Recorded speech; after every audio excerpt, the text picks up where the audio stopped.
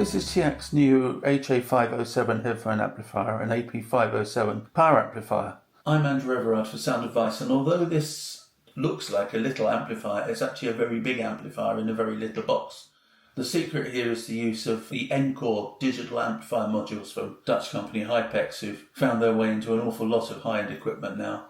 Here they develop 70 watts a channel, going up to about 140 watts a channel at full chat, but you never believe that was as little as they were delivering, if that sounds like a little to you. These are seriously powerful amplifiers. They will drive virtually any speakers you can think of.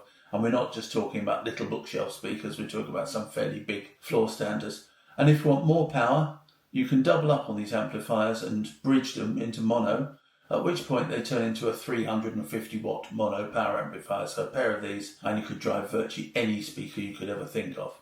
The preamplifier down here, meanwhile, is all analog. It has balanced and unbalanced inputs. But if you want to run a turntable into it, you'll need an external phono preamplifier. And if you want to run digital sources, for example, plug a computer into it or whatever, you can either go for this with a separate DAC, or there's an alternative version of this, I think I seem to remember called the UD507, which loses some of the headphone amplifier capability here, but has a full range of digital inputs. It looks big and impressive. It looks like serious hi-fi, except, well, when I put my iPhone in front of it, you can see it's actually really tiny. Each of these units is about the size of an A4 sheet of paper, and they're about 4.5–5 centimeters tall.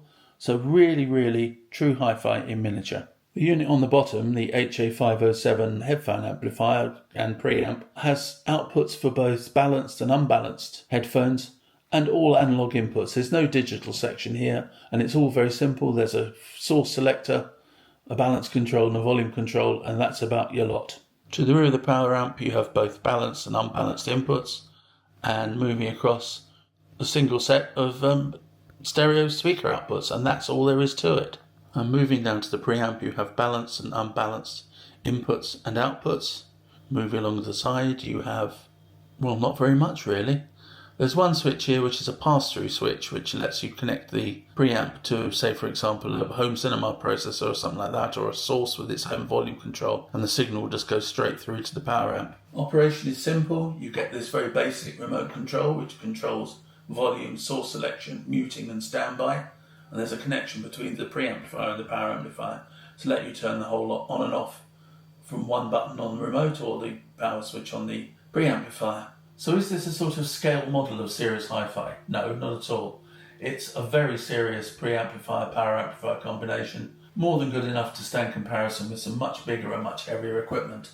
And talking of heavier, due to the simple nature of the preamplifier and those high efficiency, cool running digital modules here in the power amplifier, these are very lightweight units. They're only 4.5 kilos or so a piece, which means you could use them on any shelf anyway. You don't need a sort of dreadnought hi-fi rack to put them on.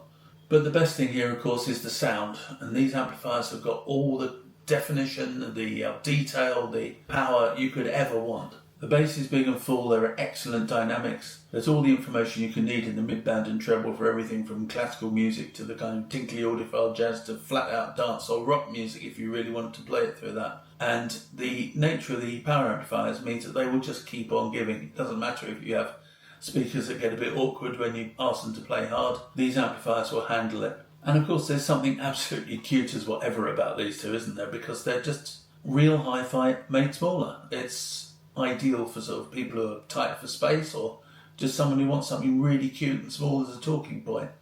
Okay, they're not cheap. They are at high-end sort of prices. They're £1,899 a piece, which is serious high-end money, but you get every penny's worth in the sound here, and they're nothing short of excellent.